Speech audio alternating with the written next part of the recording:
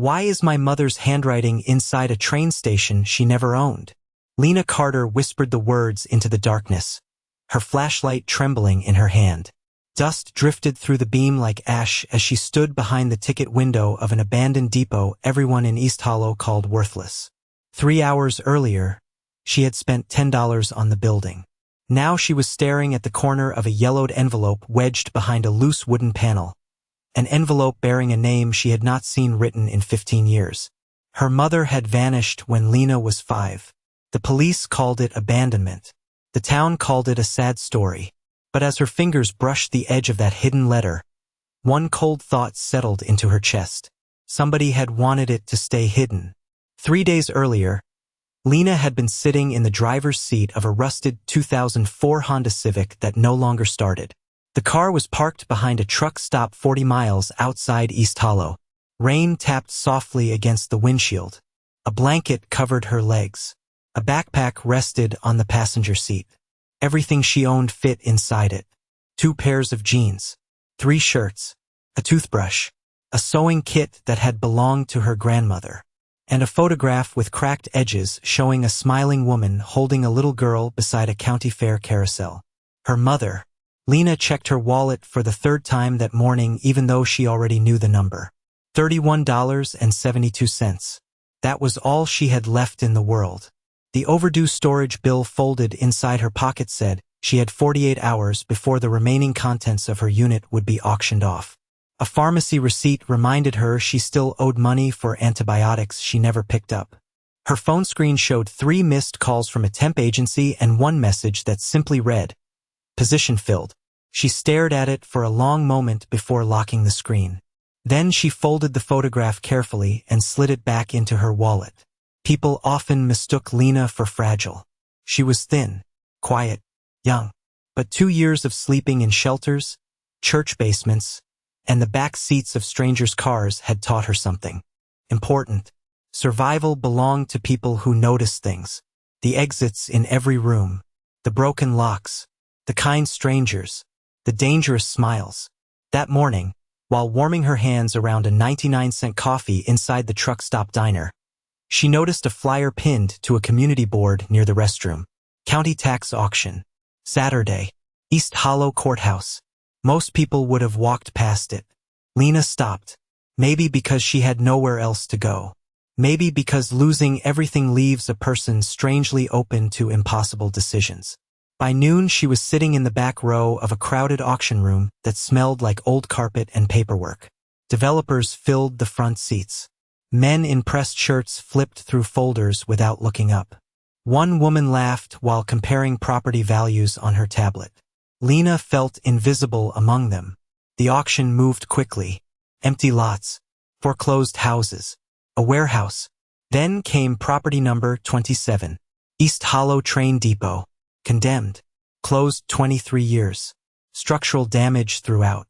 Sold as is. A photograph flashed onto a screen. Broken windows. Sagging roof. Weeds swallowing the tracks. Nobody raised a hand. The auctioneer chuckled. "Come on, folks. $10. Silence. Lena lifted her hand. The room turned toward her. A man in a navy blazer glanced back with mild amusement before returning to his paperwork. "Sold," the auctioneer said. $10. A few people smiled the way people smile when watching someone make a mistake. By sunset, Lena stood outside the depot holding a rusted brass key and a folded deed with her name printed across the bottom. Wind moved through the weeds. The station windows reflected the dying light. It looked less like a building and more like something forgotten by time itself. As she slipped the deed into her jacket pocket, she noticed something scratched into the brass key. 3 tiny initials. MC. The same initials that appeared on the back of the only photograph she had of her missing mother. The same initials. MC. Lena rubbed her thumb across the worn brass surface, standing alone in the fading light while the abandoned depot groaned softly around her. For a moment she told herself it had to be a coincidence. There were thousands of people in America with those initials. Thousands of mothers. Thousands of forgotten stories. But the thought followed her as she locked the station door behind her and walked back toward the Honda parked along the gravel road. That night, the temperature dropped into the low 40s. Condensation gathered on the inside of the windshield. Lena wrapped herself in a blanket that smelled faintly of detergent and old fabric softener sheets. Sleep came in short pieces. Every time a truck passed on the highway a mile away, its headlights swept across the glass like a searchlight. By dawn, she had slept less than 3 hours. Her stomach growled before she even opened her eyes. She counted her money again. $21.72 remained after the auction fee. She wrote the number in a small spiral notebook she carried everywhere. Rent, impossible. Motel, impossible. Storage unit payment. Overdue. Food, maybe 3 days if she stretched it carefully. She opened a packet of crackers from the glove compartment and ate them one at a time while watching fog settle over the old tracks. Most people looking at Lena would have seen a homeless girl. They would not have seen the habits that kept her alive. The notebook, the careful budgeting, the way she memorized addresses of churches that served hot meals, the way she always kept $10 hidden inside the lining of her backpack, the way she never spent her last dollar unless she absolutely had to. Around noon, she drove into town to use the public library Wi-Fi before the Honda finally refused to start again. The building was warm and smelled like old books and floor wax. Lena spent 40 minutes applying for jobs. Grocery stores, gas stations, fast food restaurants, a warehouse 30 miles away. Most applications disappeared into silence. One asked for a permanent address. Another asked for references she no longer had. A third automatically rejected her before she reached the final page. By the time she walked back outside, rain clouds had rolled over East Hollow. Her phone buzzed once. It was a voicemail from the storage facility. Final notice. Your unit will be auctioned Friday at 10 a.m. unless payment is received in full. Lena listened to the message twice before deleting it. There was nothing left to discuss. The storage unit held a mattress, a folding chair, 2 boxes of clothes, and a plastic tote containing every photograph she owned. She could not save it. She could barely save herself. On her way back to the depot, she stopped at a small hardware store to buy the cheapest flashlight batteries available. The cashier scanned them and glanced at the deed folded under her arm. "You buy that old train station?" he asked. "Yesterday." The man gave a short laugh. "That place is junk. Not cruel. Not angry. Just certain. The way people talked about things already dead." Lena nodded and paid without arguing. As she turned to leave, an older customer near the coffee machine looked up sharply. "The depot?" he asked. "East Hollow Depot?" Something changed in his face. Not surprise. Not exactly fear. More like recognition. Before Lena could respond, the man grabbed his paper cup and walked out into the rain. Fast. Too fast. She watched him disappear through the parking lot. That reaction stayed with her all afternoon. Later, sitting alone inside the station while rain drummed steadily against the sagging roof, she unfolded the deed for the first time and studied it carefully. Most of it looked ordinary. Parcel number, county records, tax information, legal descriptions. Then she noticed something strange. One line near the bottom contained a correction made with darker ink than the rest of the document. The parcel designation had been changed. A single number crossed out and replaced. Small enough that most people would never notice. But Lena noticed things. She always had. She stared at the altered number for a long time while the old brass key rested beside the deed. Somewhere beyond the rain-soaked windows, freight trains no longer came. Passengers no longer waited. Nobody wanted this building. Nobody thought it was worth saving. Yet for the first time in years, Lena found herself wondering whether the abandoned depot everyone called worthless might actually be the last thing standing. Between her and having nowhere left to go. The altered number bothered her long after darkness settled over East Hollow. Lena sat cross-legged on the floor of the former waiting room, the deed spread across an overturned wooden crate she was using as a table. Rainwater dripped somewhere deep inside the building with a slow, steady rhythm. Every few seconds, another drop struck concrete. The sound echoed through the empty station like a clock counting down. She traced the corrected parcel number again. One digit had been crossed out and rewritten. County documents were not supposed to look like that. Not official ones. Not property deeds. Yet here it was. The depot had already been sold. The ink was already dry. Whatever the correction meant, it wasn't going to change the fact that she now owned the most unwanted building in East Hollow. The next morning, Lena drove to the county records office hoping to find a public map before the Honda gave up completely. The courthouse sat on a hill overlooking Main Street. Red brick, white columns, American flags snapping in the wind. Inside, the air smelled faintly of paper, coffee, and furniture polish. A woman behind the records counter adjusted her glasses when Lena slid the deed across the desk. "I'd like to see the parcel map," Lena said. The clerk nodded automatically, then paused. Her eyes lingered on the property number. Not long, just a second, but long enough for Lena to notice. "The train depot?" the woman asked. "Yes. Most people don't ask about that one." Her tone was neutral, but something about the way she immediately looked away made Lena remember the old man in the hardware store. The clerk disappeared into a back room and returned with a large county map folded into sections. She spread it across the counter. Lena leaned closer.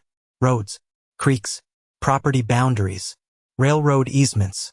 The depot sat on a narrow strip near the center of town. Nothing unusual. Then she saw a faint pencil circle around a portion of the property line.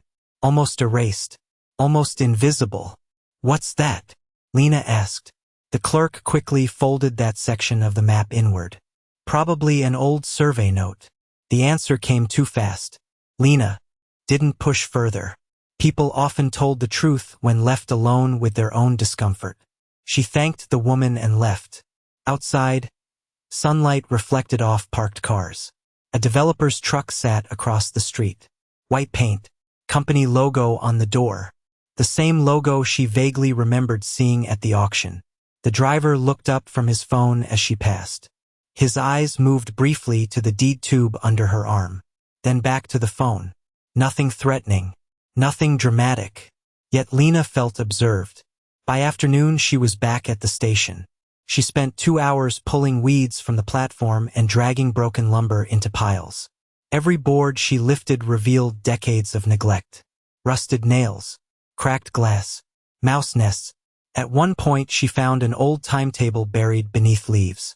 Most of the ink had faded, but one departure date remained visible. September 18, 2001. 23 years ago.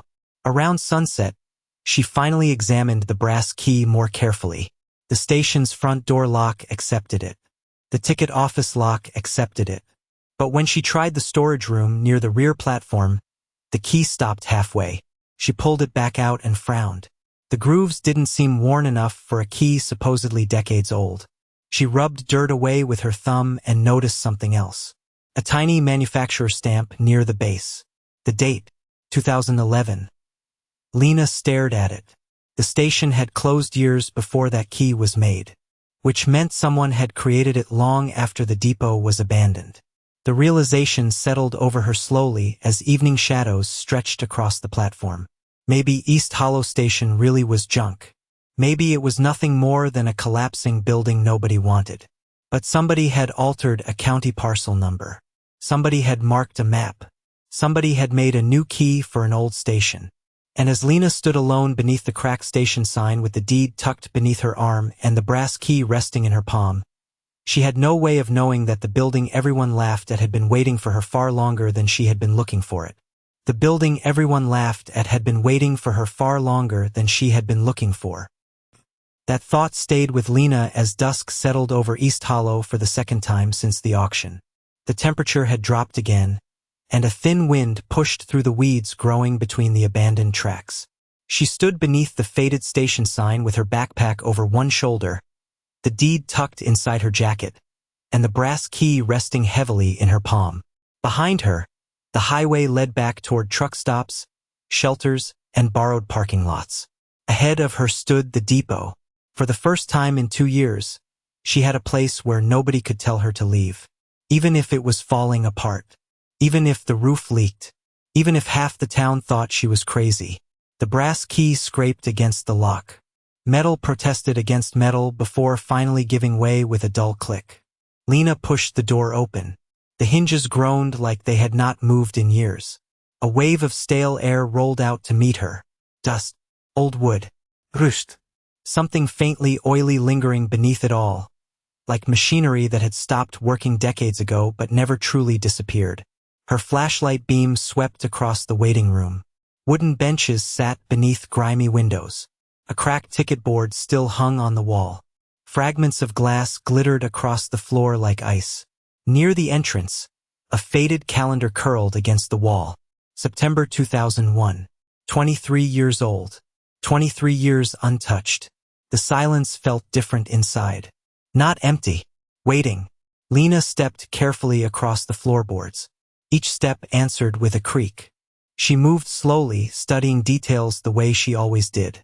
A coffee cup sat on a shelf behind the ticket counter. Dust covered it, but the shape of dried lipstick still marked the rim. Beside it rested an overturned pair of reading glasses. Someone had left in a hurry, or expected to come back. Behind the counter hung a small sign that read open. Dust had softened the letters until they looked almost gray. She found herself staring at it longer than necessary. Open. The word felt strangely personal. Her phone battery sat at 7%. She tried calling the temp agency one last time. Straight to voicemail. She called a shelter coordinator she knew.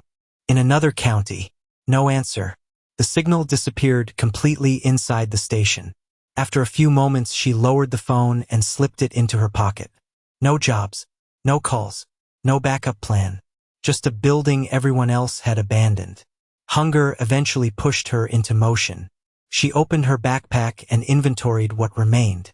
2 cans of soup. Half a sleeve of crackers. 1 bottle of water. A flashlight. A blanket. She carried everything into a corner near the ticket office where the ceiling appeared mostly intact. Using an old broom she found in a closet, she cleared away leaves, dirt, and broken glass. The small patch of concrete became her living room, bedroom, and shelter all at once. She spread the blanket carefully. Then she sat down and listened. Wind outside, occasional creaks from settling beams.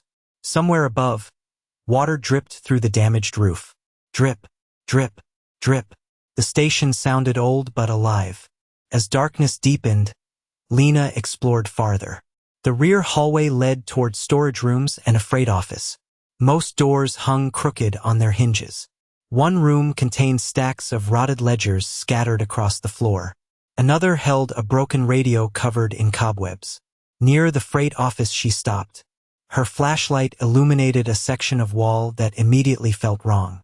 The depot's interior walls were old pine boards darkened by age. This section wasn't. The wood looked newer. Not new exactly, but decades younger than everything surrounding it. Someone had painted over it repeatedly, trying to make it blend in. Lena knelt and ran her fingers across the surface. The paint texture changed abruptly near the center. She knocked lightly. Solid. Then she moved a few inches to the left and knocked again. Hollow. The sound echoed from somewhere inside the wall. Lena froze. For several seconds, she simply listened. Then, from the opposite side of the room, something scraped softly across the floorboards behind the ticket counter. Something scraped softly across the floorboards behind the ticket counter. Lena's flashlight snapped toward the sound. For a second, her pulse jumped. Then a gray blur shot from beneath an overturned cabinet and disappeared. Through a broken section of wall. A raccoon. She let out a slow breath she hadn't realized she was holding. "You scared me too," she muttered into the darkness. The station settled back into silence. Still, when she looked again toward the hollow section of wall, she couldn't shake the feeling that the building had answered her knock. Morning arrived cold and gray. Thin sunlight pushed through dirty windows, revealing thousands of floating dust particles suspended in the air. Lena stretched beneath her blanket, her back aching from sleeping on concrete. Her phone battery had fallen to 3% overnight. She switched it off immediately. The storage facility auction was now less than 2 days away. The final notice remained folded in her jacket pocket like a stone she couldn't throw away. She sat for a minute staring at the photograph of her mother before turning it face down beside her backpack. Some mornings it helped her keep going. Other mornings it hurt too much. Work was easier than thinking. She found an old push broom in a supply closet and began clearing the waiting room properly. Broken glass scraped across concrete with a sound like crushed ice. Dust coated her jeans. Her hands quickly turned gray from dirt. By noon she had filled 3 contractor bags with trash and dragged a pile of rotten lumber onto the platform. The station looked only slightly better, but the difference mattered. After years of shelters and borrowed spaces, Lena understood something most people never learned. Place didn't become home all at once. It happened one small improvement at a time. One swept floor, one repaired door, one dry corner where you could finally sleep without listening for footsteps. She spent the afternoon patching a broken window with clear plastic she found in the trunk of the Honda. Duct tape crisscrossed the frame. The repair looked ugly, but when the wind picked up, the plastic held. She smiled anyway. Her grandfather had been a mechanic before he died. During summers when she was little, he taught her how to fix things that nobody else thought were worth saving. Lawn mowers, fence gates, rusted bicycles. Broken doesn't always mean finished, he used to say. The memory stayed with her as she worked. By late afternoon, clouds rolled in again. Rain tapped softly against the roof. Lena heated a can of soup on a camping stove balanced atop an old ticket desk. Steam rose into the cool air. For a few quiet minutes she listened to the rain and the faint hiss of the burner. It almost felt peaceful. Then her broom caught on something beneath the ticket counter. She knelt and reached into the narrow gap. Her fingers closed around metal. A key, smaller than the brass key from the deed packet. Dark with age. Lena turned it over in her hand. At first she assumed it belonged to some forgotten cabinet or desk drawer. Nothing unusual about that. Old buildings collected old keys. Then she noticed a stamped number on the shaft. 14B. She spent the next hour checking every lock she could find. Filing cabinets, storage closets, desk drawers. Nothing matched. Most were either broken or used completely different key shapes. Rain continued drumming overhead. Frustration slowly replaced curiosity. She finally sat down behind the ticket counter and began examining the surrounding woodwork. That was when she noticed something else. Directly beneath the counter sat a shallow drawer. At first glance it appeared ordinary. Dust covered everything equally. But when she pulled the handle, the drawer didn't move. Not locked. Blocked. She crouched lower and shined her flashlight into the gap. A fresh screw had been driven through the side from the inside. Fresh compared to everything else, anyway. The metal showed far less rust than the surrounding hardware. Someone had deliberately prevented that drawer from opening. Lena stared at the screw for a long moment. Then she looked at the strange key resting in her palm. Maybe neither thing meant anything. Maybe they were unrelated pieces of junk left behind by different people years apart. That explanation would have made sense. Except for one small detail. The layer of dust covering the drawer had been disturbed recently, as if someone else's fingers had touched it long after the station was supposed to have been abandoned. And as the rain whispered across the roof above her, Lena realized. She was no longer cleaning up a forgotten building. She was slowly uncovering something that had been hidden there on purpose. Morning light filtered through the cracked windows of East Hollow Station as Lena continued clearing debris. The rain had stopped, leaving the air thick with the scent of wet wood and rusted metal. A knock echoed at the front door. Lena tightened her grip on the broom and called out, "Who's there?" An older man stepped inside, carrying a canvas bag filled with hardware supplies. He wore a faded denim jacket, oil-stained hands, and eyes that had seen decades of both storms and sun. "Name's Walter," he said quietly, setting the bag down and letting the door swing shut behind him. "I used to work here. Long ago." Lena's heart beat faster. "You know this place?" she asked, leaning closer, flashlight sweeping over his lined face. He nodded. "Your father helped people here," he said, voice soft but firm. Lena's brow furrowed. "My father? What do you mean?" Walter's eyes flicked to a corner where the old ticket counter leaned against the wall, a faint carving on its side catching the light. Things you wouldn't expect. Kids, families, anyone in trouble. He made sure they had somewhere to go. He paused, scanning the ceiling beams, as if to avoid a memory. Lena's gaze fell to the brass key she had found, turning it over in her hand. "This key, have you seen one like it?" she asked. Walter's eyes widened just slightly. "Haven't seen that in years. Funny, isn't it?" He gestured toward the counter. "We kept a ledger nearby once. Names, dates, a record of folks who came through. Your father marked a few entries himself." Lena crouched to the floor and glanced beneath the counter.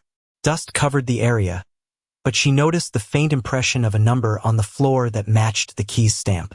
So someone was here, marking things, tracking them. Walter nodded, moving to the supply bag. He pulled out a set of wrenches and handed them to her. "The breaker in the back still works, but you'll need these to get the lights on safely. Don't touch the old office drawers, though. Some things weren't meant to be opened by just anyone." Lena observed the way. His hand lingered over the handle of a small cabinet before pulling back. He smiled faintly, eyes shadowed. "You ever hear of a night in '98? A fire? Rain pouring like this? Some stories are better left half told." Lena pressed her lips together, studying him carefully. "Walter, did you know my mother?"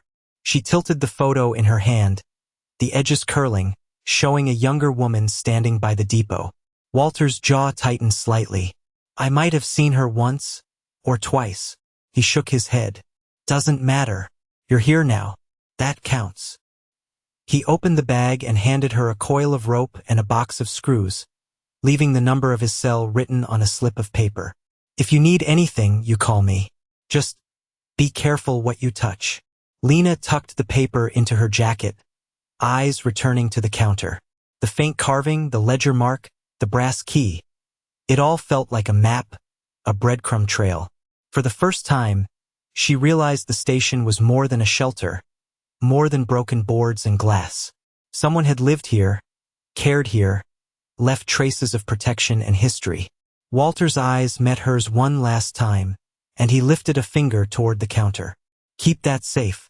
This place, it's not just a building anymore." Lena traced the worn edge of the counter, feeling the pulse of the past beneath her fingers, and understood that the depot had waited all these years not merely for her survival, but for someone who could recognize its life. The depot had waited all these years not merely for her survival, but for someone who could recognize its life. That sentence lingered in Lena's mind long after Walter's truck disappeared down the road. The station felt different now. Not safer, not less broken, just heavier somehow, as if every room contained a story that had been holding its breath for decades. The next morning she started with the drawer beneath the ticket counter, the one someone had deliberately screwed shut from the inside. Sunlight filtered through the patched plastic sheeting on the windows, turning the dust in the air gold. Lena sat cross-legged on the floor with a borrowed screwdriver from Walter's tool bag and carefully removed the newer screw.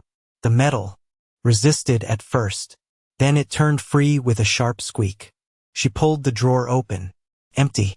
At least mostly empty. Dust. A few rusted paper clips. An ancient pencil worn down to half its length. Nothing dramatic. Nothing hidden. Lena actually laughed once. "Great," she muttered. A secret pencil. For a moment she wondered if she had built an entire mystery around nothing. Then she noticed something strange. The bottom of the drawer was shallower than it should have been. She measured it against the outer frame with her fingers. Nearly 2 inches missing. Maybe damaged. Maybe repaired. She tapped the bottom lightly. Hollow. The sound echoed upward. Lena sat back. The same hollow sound she had heard in the newer section of wall. Outside, wind pushed against the station windows. Somewhere down the tracks, a freight horn echoed from another town. She listened to it fade away before returning to work. All afternoon she searched for ordinary explanations. Old buildings were patched constantly. Floors settled. Walls shifted. Drawers got repaired. Nothing unusual. Yet the deeper she looked, the less ordinary things became. Behind the ticket counter she found faint scrape marks running across the floorboards. Not random scratches. Parallel lines. Something heavy had been dragged repeatedly between the counter and the newer section of wall in the freight office hallway. She followed the marks with her flashlight. Most disappeared beneath layers of dirt, but enough remained to form a path. A path leading directly to the wall Walter had avoided discussing. Lena grabbed a broom and cleared away years of dust. The scrape marks became clearer. The floorboards near the wall were slightly newer than those around them. Not modern, just less worn, less faded. Someone had replaced them after the rest of the station aged. She knelt and examined the seams. Tiny differences, tiny inconsistencies, the sort of things nobody would notice unless they spent years surviving by paying attention. Her phone buzzed suddenly in her pocket. The screen lit up with an unknown number. No voicemail. No text, just a missed call. Less than a minute later, another notification appeared. Unknown. Caller. Again. Lena stared at it, then switched the phone off entirely. The battery sat at 2% anyway. She returned to the wall. Rain began falling shortly before sunset. Soft at first, then harder. Water drummed against the roof while she compared the county map to the station layout. The faint pencil circle she had seen at the courthouse covered roughly the same area where the scrape marks ended. Maybe coincidence. Maybe not. She unfolded the old photograph of her mother once more. Her eyes drifted past the faces in the picture and settled on the background. The ticket counter. The waiting room. The freight office door. She froze. In the photograph, taken years before the station closed, the wall beside the freight office looked different. Narrower. The doorway sat farther left. Lena lowered the photo and looked up at the real wall. Then back at the photograph. Then back again. Her pulse quickened. The dimensions didn't match. Someone had changed the interior after the photograph was taken. Slowly she crossed the room and pressed her hand against the newer boards. The rain hammered above her. The building creaked softly. Her fingers moved across the painted surface until they found a thin vertical seam hidden beneath layers of paint. Barely visible. Barely there. A gap no wider than a fingernail. And when she pushed against it, something on the other side moved. The narrow gap beneath the painted seam was barely wide enough for Lena's fingers. But she pressed gently, feeling a slight give. She reached inside and tugged. The panel shifted with a groan, and a small envelope slid free, dust puffing into the air like a faint cloud of decades-old secrets. She set her flashlight on the floor, and for a moment just stared at it. The envelope was yellowed, edges frayed, and sealed with a strip of brittle tape that cracked softly when she pulled it open. Inside was a folded letter, the handwriting immediately familiar. Her mother's script, uneven and slightly slanted, danced across the page. Lena sank to the floor, knees against cold concrete, and carefully unfolded the paper. The ink was faded, the scent of old paper and faint traces of oil from the station. Clinging to it, her eyes scanned the first line. A name she recognized instantly, her own, written in full, with a date from when she was only 4 years old. The number repeated several times in a ledger-like fashion, and a partial address matched the very depot she was sitting in. Her fingers trembled as she traced each letter. Questions rose like a tide. Why was her name here? Why that date, years before she had any memory of it? Why had this envelope been hidden behind a wall instead of delivered? She carefully folded the letter and slid it into the inner pocket of her jacket. Her breath hitched. She needed to show someone she trusted. Pulling out the photo of her mother and herself, Lena compared the handwriting, the date, the curl of the letters, the faint stain at the corner. Everything aligned, yet nothing made sense. A small piece of torn ledger fell from between the folds, inked with another familiar signature she had not seen in years. Her eyes widened. She snapped a quick photo with her phone, then turned the flashlight back to the panel. Nothing else moved. Silence. Only the rain tapping on the tin roof. The letter answered one small question. Her mother had been here, had touched this place, had left something deliberately for her. But 3 more questions burned hotter than ever. Who else knew? Why here? And what had been waiting behind other walls all these years? Lena sat with the envelope clutched to her chest, heart hammering. As her gaze fell on the corner of the letter where a second name appeared, faintly penciled, Walter. Clutching the envelope to her chest, Lena leaned back against the counter, the thin light from the grimy windows casting long shadows across the waiting room floor. She unfolded the letter again, tracing her mother's handwriting with trembling fingers, inhaling the faint scent of old paper and the faint tang of machine oil that clung to the depot walls. Each curve of the letters seemed alive, a tether to a woman she had barely known but who had clearly known her. Her eyes flicked to the brass key beside her, the one stamped 14B, and she remembered Walter's words. Your father helped people here. He hadn't said more, but Lena's mind raced. She began carefully stacking items found near the freight office. A torn ledger page, a rusted coffee receipt with someone else's initials, an envelope of faded hospital bills, and a photograph of a family she recognized only in part. Their faces turned away, blurred, as if intentionally left anonymous.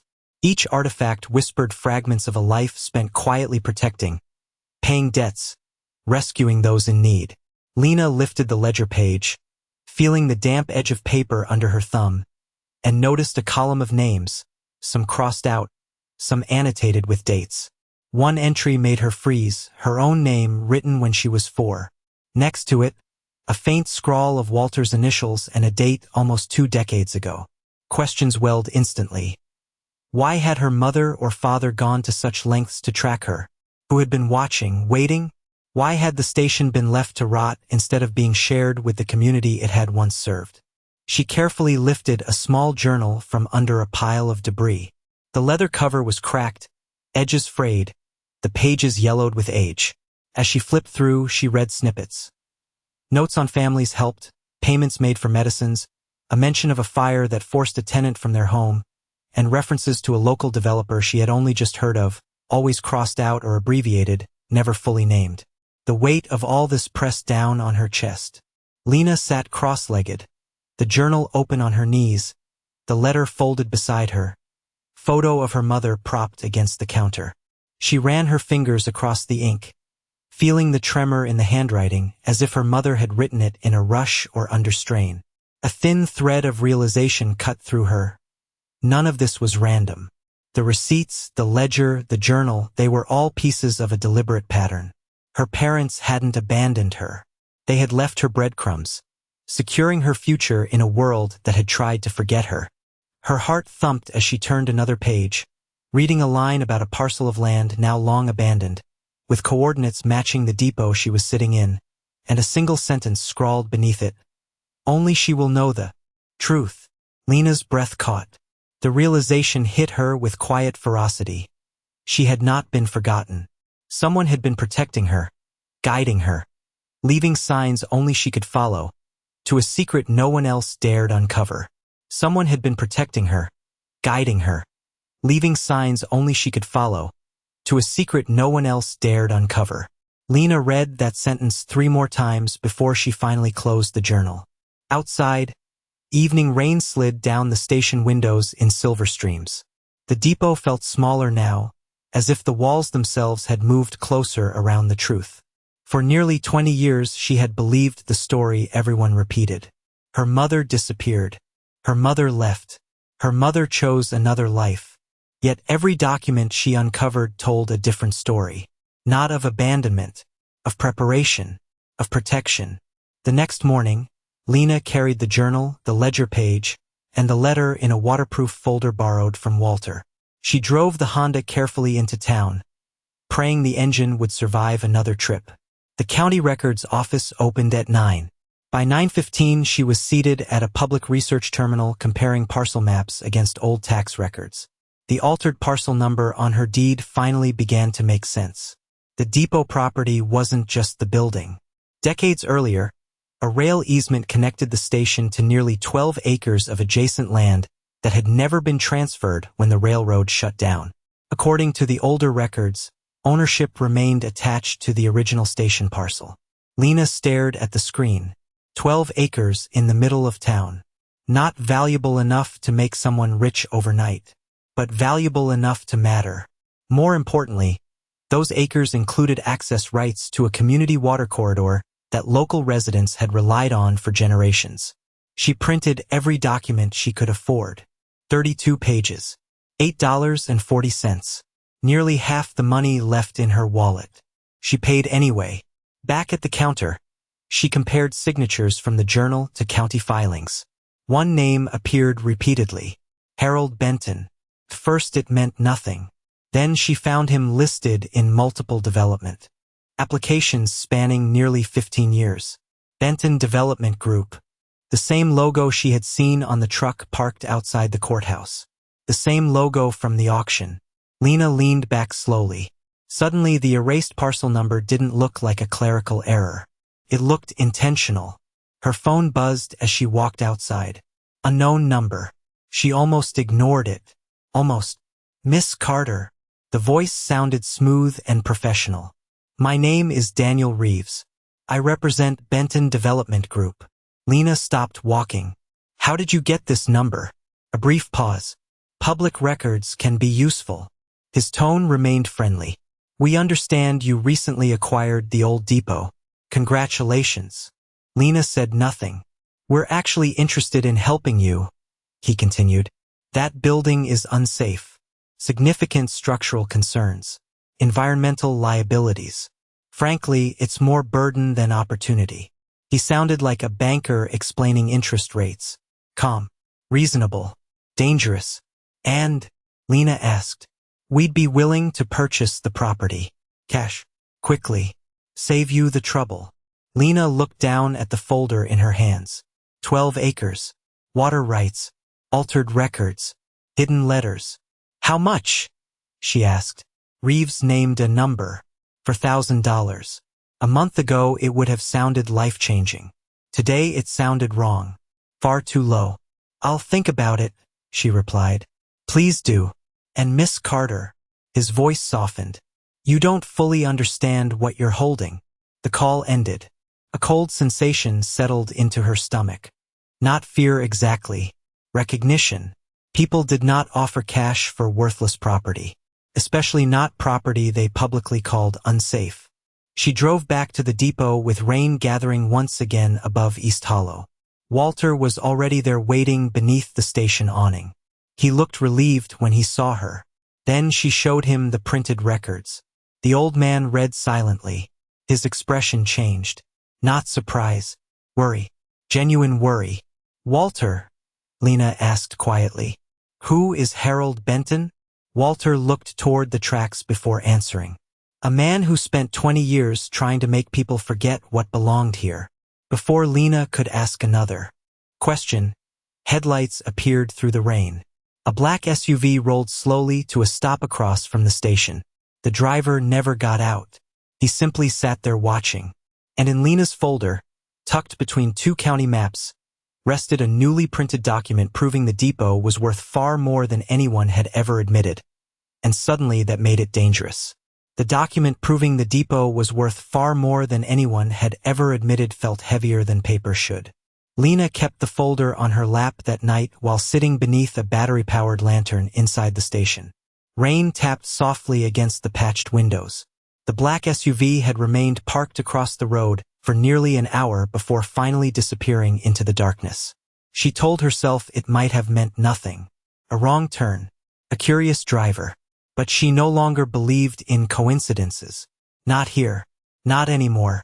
The next morning, trouble arrived wearing a smile. A certified letter waited wedged beneath the front door. The envelope carried the logo of Benton Development Group. Inside was a formal purchase agreement. For $1,000. Cash offer. Immediate closing. Attached behind it sat another document. Property condition notice. Structural hazards. Environmental concerns. Potential public safety violations. The language sounded helpful. Professional. Reasonable. The message underneath was simple. Sell now. Lena read every page twice. Then a third time. At the bottom sat a deadline. 72 hours. She laughed once. Not because it was funny. Because 3 days earlier nobody wanted the depot at all. Now suddenly everyone seemed worried about her safety. By noon another visitor arrived. this time from the county. A man in a tan jacket introduced himself as Raymond Fisk from Code Enforcement. He carried a clipboard and wore the expression of someone accustomed to delivering unpleasant news politely. "Miss Carter," he said, "we're simply conducting a routine inspection." Routine. The word sounded carefully chosen. Fisk spent 20 minutes photographing broken windows, damaged roofing, exposed wiring, and unstable flooring. Every flaw Lena already knew existed. Every flaw that had apparently not mattered during the previous 23 years of abandonment. "You'll receive an official report," he explained while checking boxes on his form. "Nothing personal. Just procedure." Procedure. Another useful word. Before leaving, he handed her a yellow notice warning that portions of the building might be subject to temporary closure if repairs were not completed within 30 days. 30 days. Lena had $21 left. She watched his truck disappear down the road. Then she looked at the depot. The same broken depot nobody wanted last week. Now suddenly it required urgent attention. Walter arrived shortly before sunset carrying groceries and a 5-gallon bucket of roofing sealant. When Lena showed him the inspection notice, his jaw tightened. "They're moving faster than I expected," he said quietly. "Because of the land? Because of what's attached to the land." He hesitated. "And because they think you're alone." That evening, Lena started preparing for the possibility she had feared since finding the first letter. She made copies of everything. The journal pages, the altered deed, the parcel maps, the hospital receipts, the ledger fragments. She photographed every document twice. One set stayed hidden inside a sealed plastic container beneath a loose floorboard in the waiting room. The second went into a cloud storage account using the library Wi-Fi. Years of surviving without security had taught her one lesson. If something mattered, never keep it in only one place. Around midnight, she returned to the folder and noticed something strange. One page from the county records packet appeared different from the others. At first she thought it was a photocopy issue. Then she saw it. À signature. Harold Benton. Except the signature didn't match the older filings she had photographed earlier that day. The slant was wrong. The spacing was different. The capital letters were formed differently. Lena spread the pages side by side beneath the lantern. Her pulse quickened. One of them was not authentic. Someone had altered ownership records. Not decades ago. Recently. The realization hit harder than she expected. This wasn't merely a forgotten property. Dispute. Someone was actively protecting a lie. Her phone buzzed. Unknown number. A text message appeared. "We are only trying to help. Don't make this harder than it needs to be." No name. No signature. Just the message. Lena deleted it immediately. Then she folded the suspicious document and slipped it into her jacket pocket. Outside, wind rattled the station windows. Inside, the lantern cast long shadows across the floor.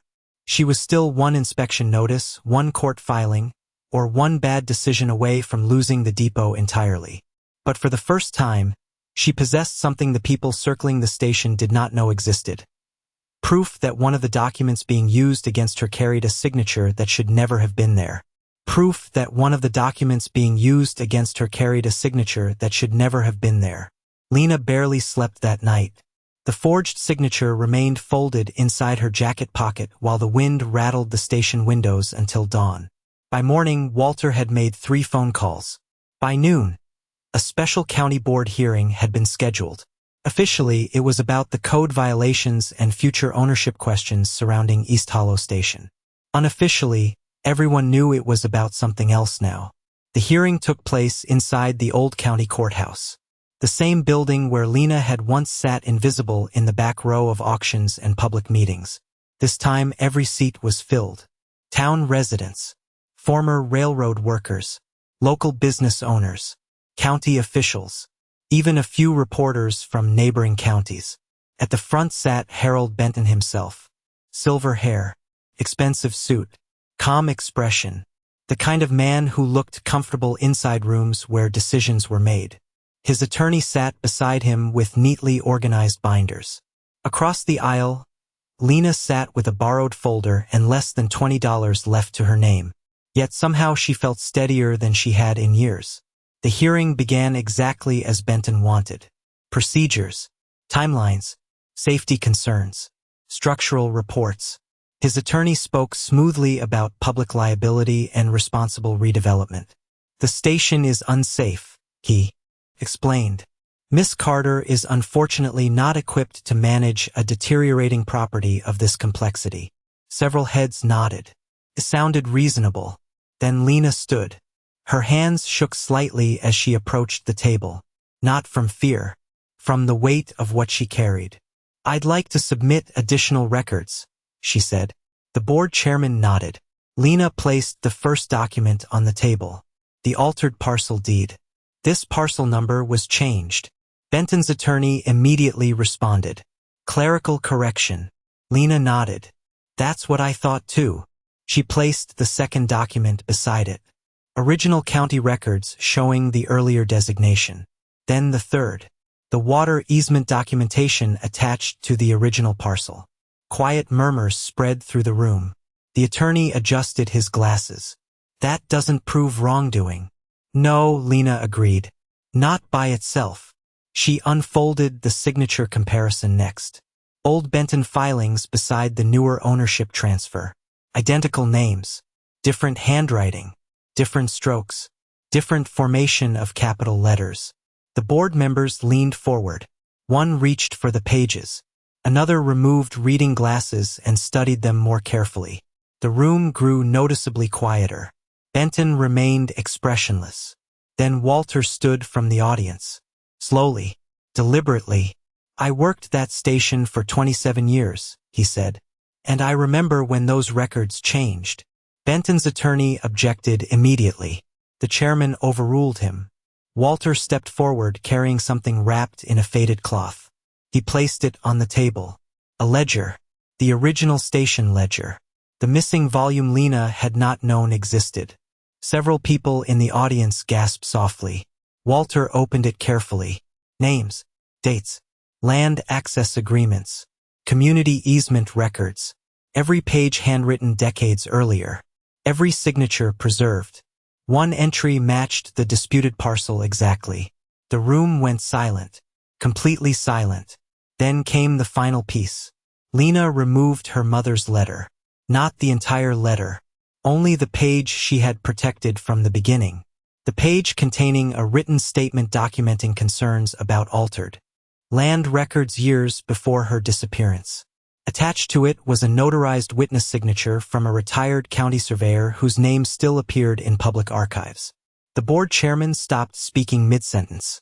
Benton's attorney stopped smiling. A court reporter lowered her pen and looked up. Harold Benton himself finally shifted in his chair.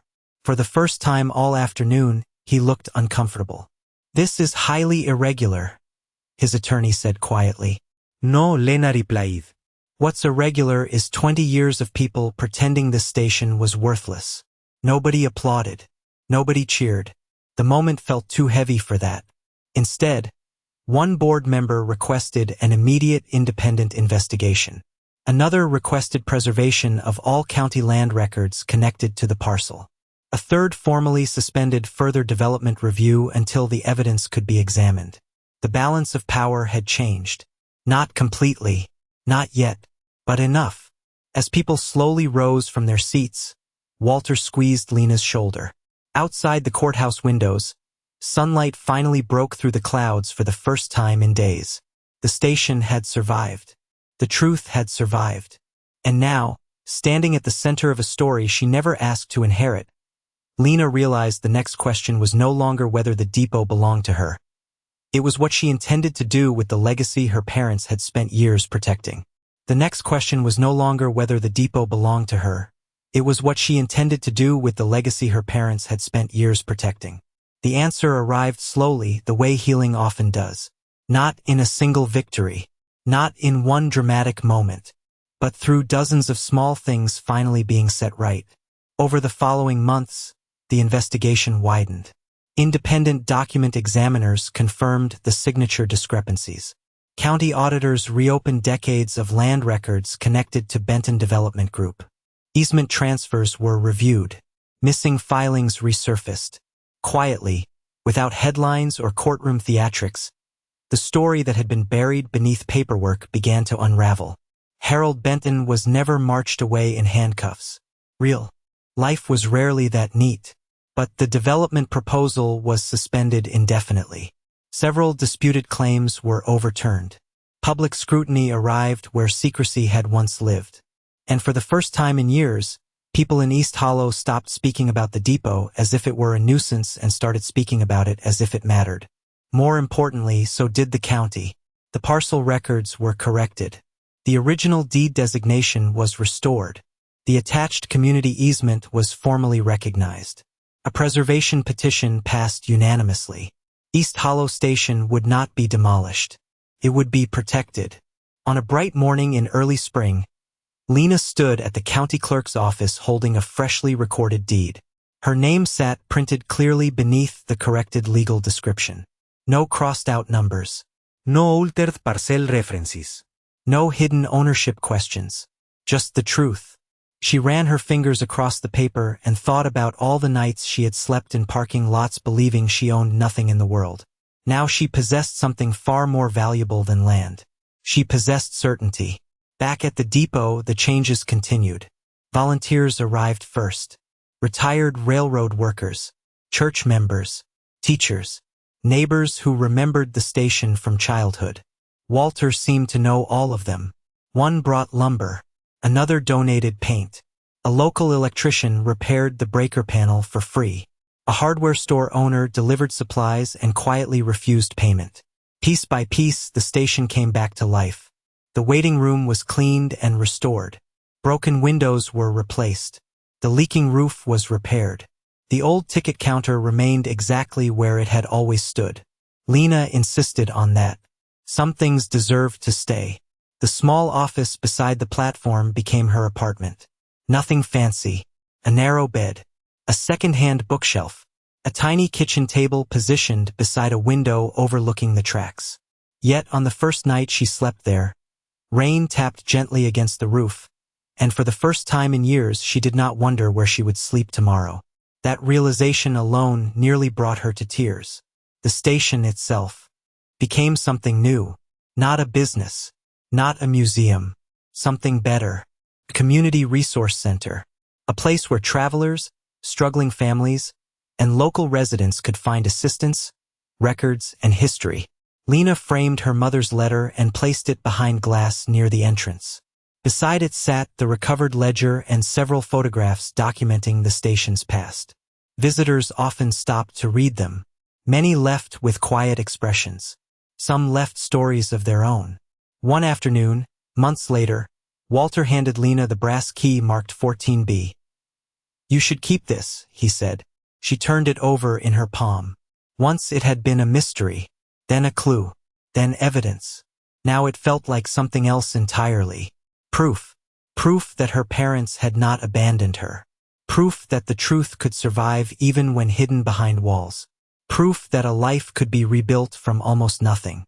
As the sun began to set, Lena stepped outside and hung a freshly restored sign beside the station entrance. Open. The same sign she had found buried beneath dust on her first night there. Golden light spilled across the platform. The repaired windows reflected the evening sky. Behind her, voices drifted from the station where people gathered once again. Ahead, the old tracks stretched toward the horizon. And in her pocket rested a worn brass key that was no longer a piece of forgotten metal, but a reminder that the things people call worthless are sometimes simply waiting for the one person patient enough to uncover the life still hidden inside them.